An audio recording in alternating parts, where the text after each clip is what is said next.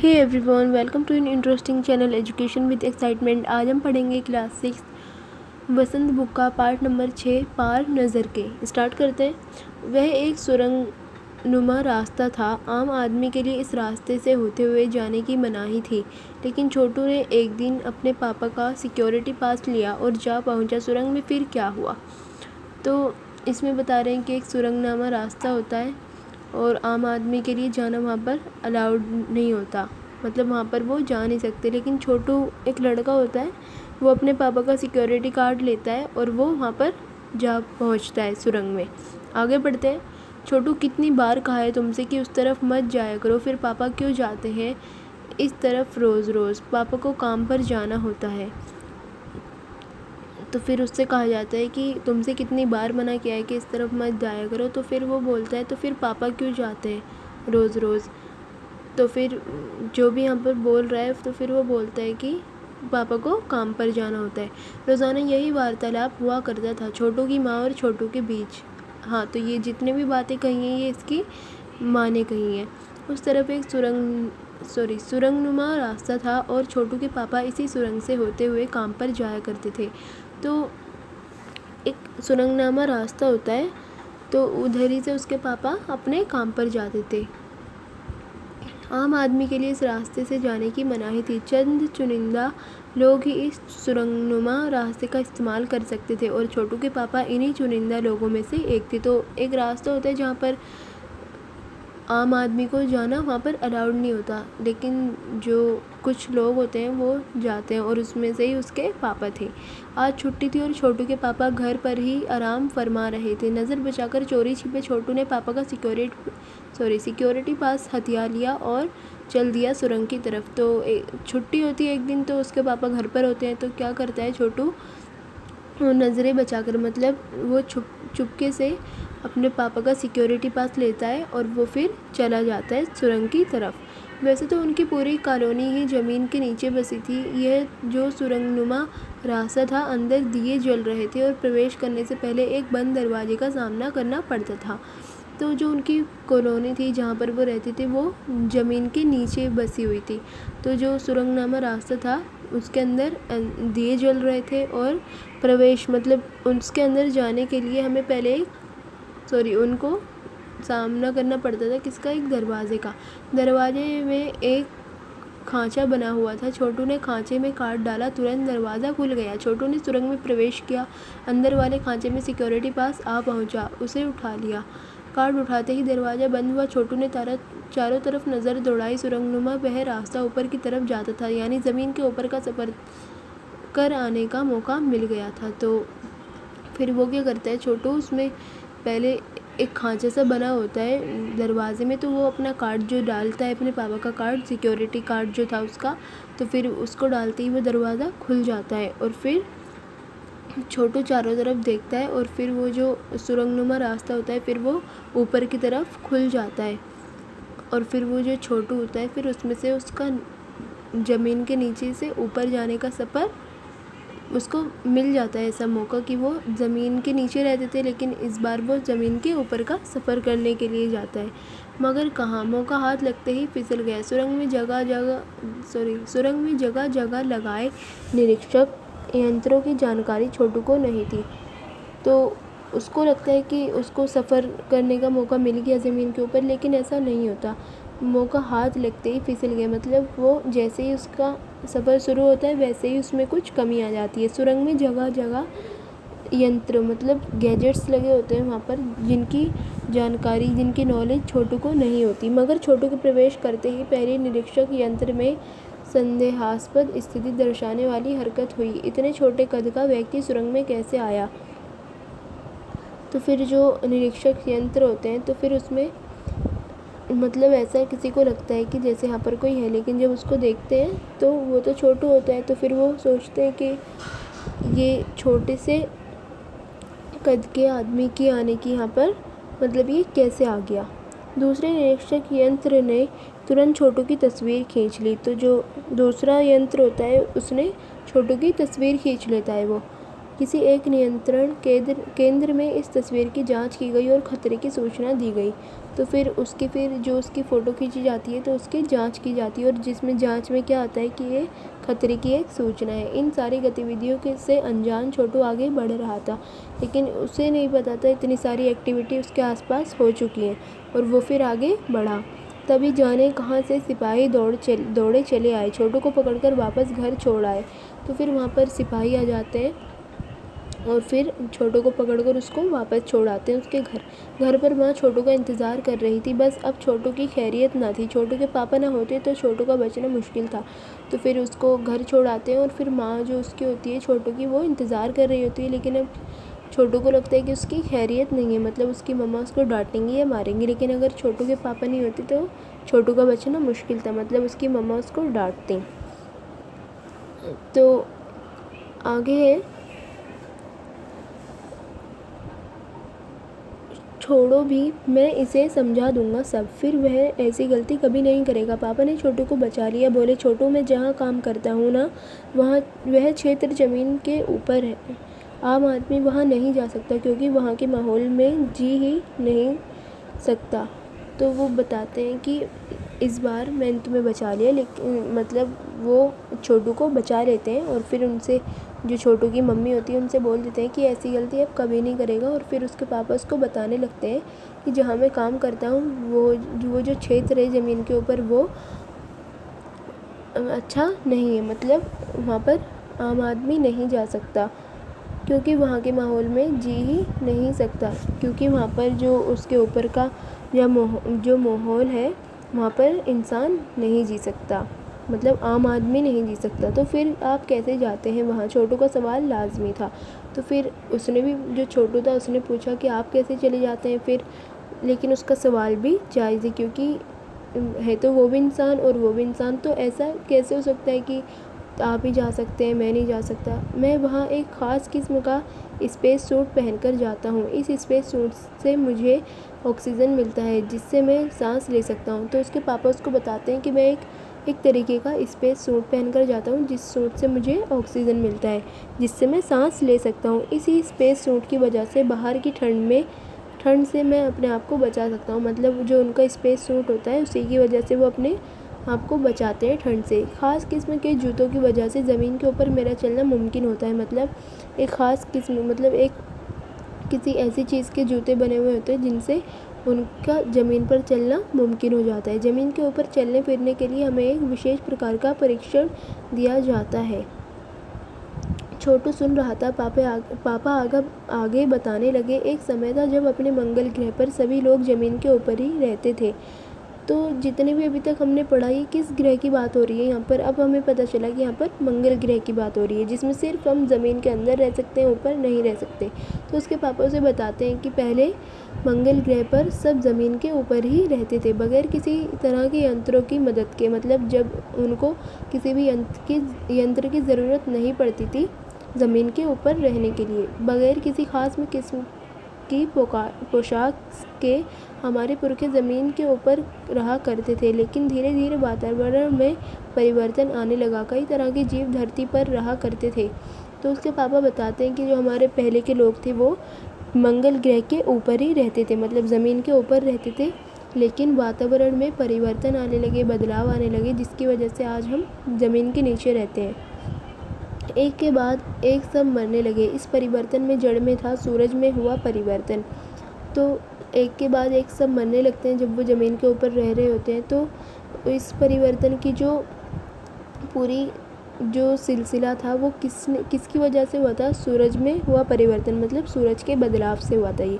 सूरज से हमें रोशनी मिलती है, उष्णता मिलती है, इन्हीं तत्वों से जीवों का पोषण होता है। सूरज में परिवर्तन होते ही यहाँ का प्राकृतिक संतुलन बिगड़ गया। प्रकृति के बदले हुए रूप का सामना करने में यहाँ के पशु पक्षी, पेड़ पौधे, अन्य जीव अक्षम साबित हुए। केवल हमारे पूर्वजों ने इस स्थिति का सामना किया। तो जो सूरज की वजह से ये सब हुआ था, क्योंकि सूरज हमें रोशनी देता है, गर्माहट देता है, और फिर इन्हीं चीज़ों से हमारे पेड़ जो होते हैं और जो हमारे जीव होते हैं, सबका इन्हीं से पोषण होता है। लेकिन सूरज में कुछ ऐसे परिवर्तन आ जाते हैं जिनसे प्राकृतिक संतुलन बिगड़ जाता है और फिर उनको सामना करना पड़ता है। और जो सामना जो किया था उनके पूर्वजों ने किया था, मतलब उनके जो पहले लोग थे रहने वाले, उन्होंने किया था। अपने तकनीकी ज्ञान के आधार पर हमें ज़मीन के नीचे अपना घर बना लिया। तो फिर उन्होंने एक टेक्नोलॉजी लगाई और उन्होंने ज़मीन के नीचे रहना स्टार्ट कर दिया। ज़मीन के ऊपर लगे विभिन्न यंत्रों के सहारे हम सूर्य शक्ति, सूरज की रोशनी और गर्मी का इस्तेमाल करते आ रहे हैं। मतलब ऊपर उनके ऐसे यंत्र लगे होते हैं जिनसे वो सूरज की रोशनी और गर्मी का इस्तेमाल करते हैं। उन्हीं यंत्रों के सहारे हम यहाँ ज़मीन के नीचे रह रहे हैं। यंत्र सुचारू रूप से चलते रहे, इसके लिए बड़ी सतर्कता बरतनी पड़ती है। मुझ जैसे कुछ चुनिंदा लोग इन्हीं यंत्रों का ध्यान रखते हैं। तो वो बताते हैं कि हम यंत्रों के द्वारा ही इस ज़मीन के अंदर जीवित हैं और हमको बहुत सारी सतर्कता बरतनी पड़ती है, मतलब बहुत सारी सावधानियां रखनी पड़ती हैं। और हम कुछ ही लोग हैं जो सिर्फ हम ज़मीन के ऊपर जा सकते हैं। बड़ा हो जाऊंगा तो मैं भी यही काम करूंगा, छोटू ने अपनी मंशा जाहिर की। तो फिर जो छोटू होता है वो बोलता है कि जब मैं बड़ा हो जाऊंगा तो मैं भी यही काम करूंगा। बिल्कुल, मगर उसके लिए खूब पढ़ना होगा, माँ और पापा की बात सुननी होगी।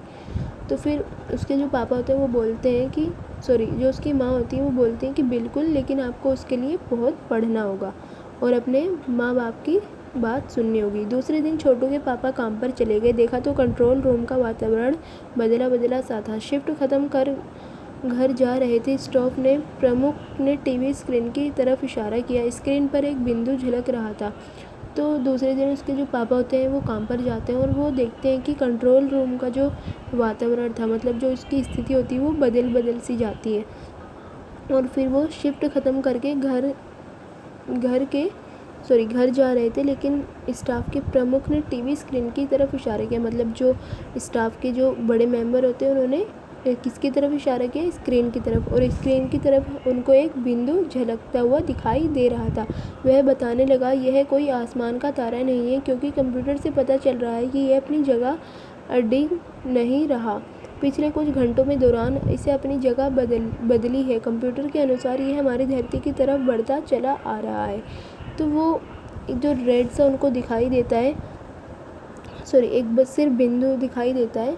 तो फिर वो बोलते हैं कि ये कोई आसमान का तारा नहीं है, क्योंकि हमें कंप्यूटर से पता चल रहा है कि वह अपनी जगह से हिल नहीं रहा और वो हमारी धरती की तरफ आ रहा है। अंतरिक्ष यान तो नहीं है? छोटू के पापा ने अपना संदेह प्रकट किया। मतलब उसके पापा को लगा कि अंतरिक्ष का यान तो नहीं है।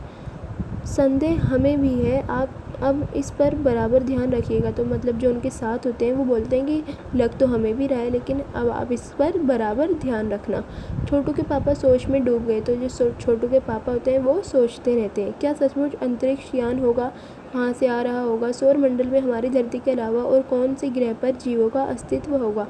तो फिर वो जो उसके पापा होते हैं वो सोच में पड़ जाते हैं और फिर वो सोचते हैं कि क्या ये सचमुच में अंतरिक्ष यान होगा? ये कहाँ से आ रहा होगा? या फिर सौरमंडल में हमारी धरती के अलावा किसी और पर भी जीवों का अस्तित्व है? मतलब वहाँ पर भी जीव जंतु रहते होंगे? कैसे हो सकता है? और अगर होगा भी तो क्या इतनी प्रगति कर चुका होगा कि अंतरिक्ष यान छोड़ सके? वैसे तो हमारे पूर्वजों ने भी अंतरिक्ष यानों और उपग्रहों का प्रयोग किया, मगर अब हमारे लिए यह असंभव है। उसके लिए आवश्यक मात्रा में ऊर्जा तो हो। काश इस नए मेहमान को नज़दीक से देखा जा सकता। हाँ, अगर वह इसी तरफ आ रहा होगा तब तो यह संभव हो सकेगा। देखें। तो फिर वो ये सब सोचते हैं कि हमारे जो पूर्वज थे उन्होंने भी इसी तरीके से उपग्रहों का यूज़ किया था। और फिर वो सोचते हैं कि मतलब ये कैसा, मतलब जो मेहमान है क्या ये अंतरिक्ष यान ही होगा या नहीं होगा? वो इस तरीके की बातों को सोचने लगते हैं। अब अंतरिक्ष यान से एक यांत्रिक हाथ बाहर निकला। तो फिर वो देखते हैं कि जो अंतरिक्ष यान था उससे एक हाथ बाहर निकलता है। हर पल उसकी लंबाई बढ़ती ही जा रही थी। तो फिर वो देखता है कि उसकी धीरे धीरे लंबाई उसकी बढ़ती जा रही थी। छोटू के पापा ने अवलोकन जारी रखा। मतलब छोटू के पापा उसको देखते रहे। कॉलोनी की प्रबंध समिति की सभा बुलाई गई। अध्यक्ष भाषण दे रहे थे। तो फिर जो कॉलोनी की जो पूरी समिति होती है, पूरे लोग होते हैं, उनको बुलाया गया और जो उनके अध्यक्ष होते हैं, जो बड़े मेंबर होते हैं, वो भाषण दे रहे होते हैं। हाल ही में मिली जानकारी से पता चला है कि 2 अंतरिक्ष यान हमारे मंगल ग्रह की तरफ बढ़ते चले आ रहे हैं। इनमें से एक अंतरिक्ष यान हमारे गिर्द चक्कर काट रहा है। कंप्यूटर के अनुसार ये अंतरिक्ष यान नज़दीक के ही किसी ग्रह से छोड़े गए हैं। ऐसी हालत में हमें क्या करना चाहिए, इसकी कोई सुनिश्चित योजना बनानी ज़रूरी है। नंबर 1, आपका क्या ख्याल है? तो जो वहाँ के अध्यक्ष होते हैं वो ये सब बता रहे होते हैं कि हमारे आसपास, हमारे मंगल ग्रह के आसपास हमारे एक अंतरिक्ष यान है जो चक्कर हमारे लगा रहा है। तो फिर वो इसी बात को सबको बताते हैं। कॉलोनी की सुरक्षा की पूरी जिम्मेदारी नंबर 1 पर थी। उन्होंने कुछ कागज़ समेटते हुए बोलना आरंभ किया। इन दोनों अंतरिक्ष यानों को जलाकर खाक कर देने की क्षमता हम रखते हैं, मगर इससे हमें कोई जानकारी हासिल नहीं हो सकेगी। अंतरिक्ष यान बेकार कर ज़मीन पर उतरने पर मजबूर कर देने वाले यंत्र हमारे पास नहीं है। तो फिर वो बोलते हैं कि इनको, ये जो अंतरिक्ष यान आ रहे हैं, क्या हमको इनको जलाकर राख कर देना चाहिए और फिर हमें इसकी कोई जानकारी नहीं हो सकेगी कि ये कैसे हम, क्योंकि जो वो होते हैं उनके पास ज़मीन पर जो उतर रहा होता है अंतरिक्ष यान, उनको वो जो मतलब उनके पास यंत्र भी नहीं होते हैं ज़्यादा उसको वहाँ से अपने मंगल ग्रह से हटाने के। ज़मीन पर उतरने पर मजबूर कर देने वाले यंत्र हमारे पास नहीं है। तो मतलब वो बोलते हैं कि जो ज़मीन पर आ रहे हैं, जो अंतरिक्ष यान आ रहे हैं, उनको ख़त्म करने वाले भी हमारे पास यंत्र नहीं है। हालांकि अगर ये अंतरिक्ष यान खुद ब खुद ज़मीन पर उतरते हैं तो उन्हें बेकार कर देने की क्षमता हम में अवश्य है। मतलब वो बोलते हैं कि अगर हम उनको मंगल ग्रह से बाहर जलाना चाहें तो हम नहीं जला सकते, क्योंकि तो उनके पास तो उनके यंत्र नहीं होते। लेकिन अगर वो खुद उनकी ज़मीन पर उतरते हैं तो वो उनको बेकार कर सकते हैं, ये उनकी क्षमता होती है। मेरी जानकारी के अनुसार इन अंतरिक्ष यानों में सिर्फ यंत्र है, किसी तरह के जीव इसमें सवार नहीं है। तो फिर वो बोलते हैं कि मेरी जानकारी मतलब कि जितना कि मुझे लगता है कि इसमें सिर्फ अंतरिक्ष यान के अंदर सिर्फ यंत्र हैं, इसमें किसी भी तरह का कोई जीव नहीं है। नंबर 1 की बात सही लगती है। नंबर 2, एक वैज्ञानिक थे, वो बोले हालांकि यंत्रों को बेकार कर देने में भी खतरा है। इनके बेकार होते ही दूसरे ग्रह के लोग हमारे बारे में जान जाएंगे, इसलिए मेरी राय है हमें सिर्फ अवलोकन करते रहना चाहिए। मतलब वो बोलते हैं कि एक वैज्ञानिक जो नंबर 2 के होते हैं वो ये बोलते हैं कि अगर हम यंत्रों को ख़राब कर देंगे तो जो दूसरे ग्रह हैं उनको भी पता चल जाएगा कि हम यहाँ पर रहते हैं, मतलब वो उनके बारे में जान जाएंगे। तो फिर वो बोलते हैं कि इसलिए मेरी राय ये है कि सिर्फ हम इसको देखते रहें। जहाँ तक हो सके हमें अपने अस्तित्व को छिपाए ही रखना चाहिए, क्योंकि हो सकता है जिन लोगों ने अंतरिक्ष यान भेजे हैं वे कल को इनसे भी बड़े सक्षम अंतरिक्ष यान भेजे। हमें यहाँ का प्रबंध कुछ इस तरह रखना चाहिए जिससे इन यंत्रों को यह गलतफहमी हो कि इस ज़मीन पर कोई भी चीज़ इतनी महत्वपूर्ण नहीं है कि जिससे वे लाभ उठा सकें। अध्यक्ष महोदय से मैं यह दरख्वास्त करता हूँ कि इस तरह का प्रबंध हमारे यहाँ किया जाए। नंबर 3, सामाजिक व्यवस्था का काम देखते थे। तो वो बोलते हैं कि हमें इसको ऐसे नहीं ख़त्म करना चाहिए, हमें अपने बारे में किसी को नहीं बताना चाहिए। क्या पता वो इस बार इतना बड़ा अंतरिक्ष यान भेजा, क्या पता वो अगली बार भी इससे बड़ा अंतरिक्ष यान भेज दे और हमारे बारे में उनको पता चल जाए और फिर वो अपना लाभ उठाने के लिए हमारे मंगल ग्रह पर अपनी कोई भी अंतरिक्ष यान भेज दे। तो उनकी बात के जवाब में अध्यक्ष कुछ बोलने ही जा रहे थे कि फ़ोन की घंटी बजी। अध्यक्ष ने चोंगा उठाया। 1 मिनट बाद सभा को संबोधित करते हुए उन्होंने कहा, भाइयों, अंतरिक्ष यान क्रमांक 1 हमारी ज़मीन पर उतर चुका है।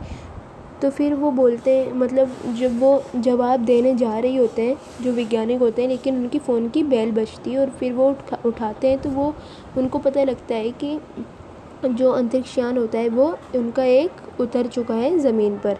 वह दिन छोटू के लिए बड़ा ही महत्वपूर्ण दिन था। पापा उसे कंट्रोल रूम में ले गए थे। यहाँ से अंतरिक्ष यान क्रमांक 1 साफ नज़र आ रहा था। तो फिर जो छोटू होता है वो उसके लिए जो दिन होता है वो बहुत महत्वपूर्ण होता है, क्योंकि जो उसके पापा होते हैं वो उसको कंट्रोल रूम में लेकर जाते हैं। तो फिर वो देखते हैं कि एक जो ये अंतरिक्ष यान होता है वो कंप्यूटर में साफ नज़र आता है। कैसा अजीब लग रहा है यहाँ, इसके अंदर क्या होगा पापा, छोटू ने पूछा। तो वो बोलता है, जो छोटू होता है, कि पापा यहाँ पर कैसा अजीब लग रहा है और वो इसके अंदर क्या होगा, मतलब वो पूछता है कि इसके अंदर क्या होगा, मतलब वो अंतरिक्ष यान के अंदर के बारे में अपने पापा से पूछता है। अभी नहीं बताया जा सकता, दूर से ही उसका निरीक्षण जारी है, उस पर बराबर हमारा ध्यान है और उसके हर अंग पर हमारा नियंत्रण है। वक्त आने पर ही हम अगला कदम उठाएंगे, छोटू के पापा ने बताया। उन्होंने छोटू को एक कंसोल दिखाया जिस पर कई बटन थे।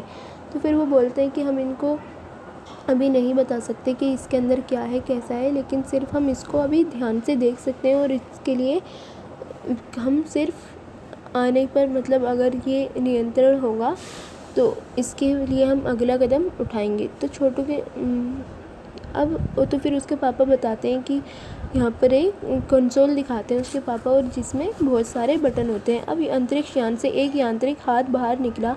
हर पल उसकी लंबाई बढ़ती ही जा रही थी। वह शायद ज़मीन तक पहुंचकर मिट्टी उकेर लेना चाहता था। सब लोग स्क्रीन पर दिखाई दे रही अंतरिक्ष यान की इस हरकत को ध्यान से देख रहे थे, सिवा एक के। उसका ध्यान कहीं और ही था। तो फिर जो अंतरिक्ष यान होता है वो उसमें से देखते हैं कि एक हाथ की तरह बहुत लंबा सा उसमें बाहर निकलता है और वो जो मिट्टी होती है उसको अपनी तरफ, मतलब उस मिट्टी को ले रहा होता है। तो फिर सारे लोग जो होते हैं वो स्क्रीन पर देख रहे होते हैं, सिवाय एक के, जिसका ध्यान कहीं और रहता है। छोटू का सारा ध्यान कंसोल पैनल पर था। कंसोल का एक बटन दबाने की अपनी इच्छा को वह रोक नहीं पाया। तो फिर वो जो छोटू था उसका सारा ध्यान किस पर होता है, कंसोल पैनल पर होता है, और फिर वो एक बटन दबाने की सोच रहा होता है जिसकी वो इच्छा को रोक नहीं पाता, अपनी इच्छा को। वह लाल बटन उससे बरबस अपनी तरफ खींच रहा था, मतलब वो लाल बटन दबाने की सोच रहा था, वो रुक नहीं पा रहा था लाल बटन को दबाने से। और सहसा खतरे की घंटी बजी। सबकी निगाहें कंसोल की तरफ मुड़ी। पापा ने छोटू को अपनी तरफ खींचते हुए कहा, एक झापड़ रसीद कर दिया और लाल बटन को पूर्व स्थिति में ला रखा। तो फिर एक खतरे की घंटी बजती है, क्योंकि जो छोटू होता है उसने वो बटन दबा दिया होता है।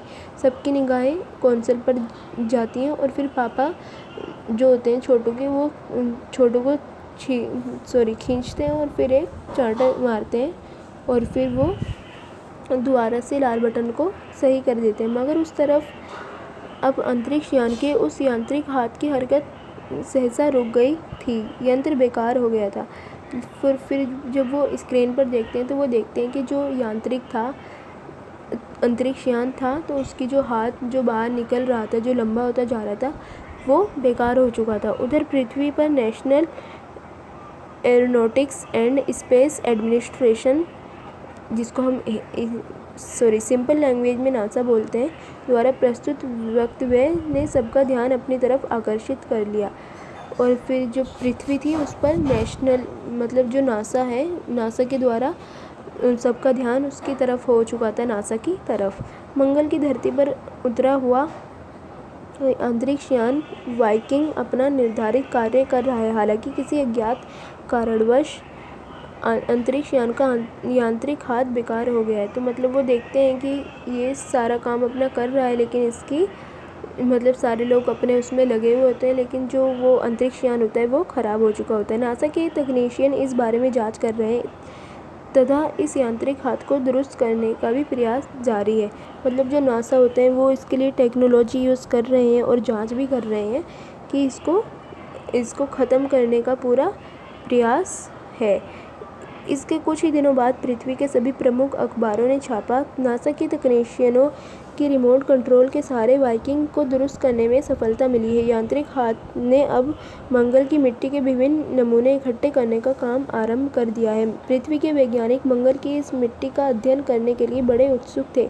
उन्हें उम्मीद थी कि इस मिट्टी के अध्ययन से इस बात का पता लगाया जा सकेगा कि क्या मंगल ग्रह पर भी पृथ्वी की तरह जीव सृष्टि का अस्तित्व है। यह प्रश्न आज भी एक रहस्य है। तो इसमें फिर वो बताते हैं कि जो इनको जो लग रहा था कि उनके लिए जान के लिए खतरा है, लेकिन ऐसा वहाँ पर कुछ नहीं होता। फिर वो देखना चाहते हैं, जो पृथ्वी के लोग होते हैं वो ये देखना चाहते हैं कि हमारी तरह जैसे हमारी पृथ्वी पर जीवन है, क्या इसी तरह मंगल ग्रह पर भी जीवन है। तो ये जो क्वेश्चन है ये आज भी एक रहस्य रहा है।